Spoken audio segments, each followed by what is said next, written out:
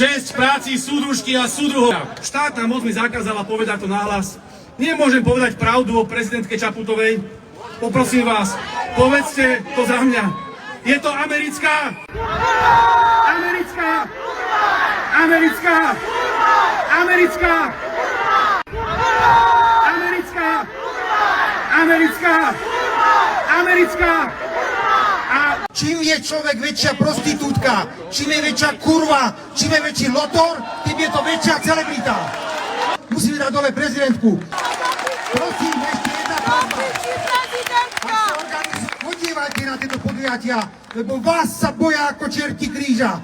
Mohla by sem prísť tá americká panička Čaputová? Nemohla, lebo by ste jej najavo o čo ide. Nenechajme si zobrať pravdu o Kuciakovi. A my raz povieme, kto Kuciaka zabil.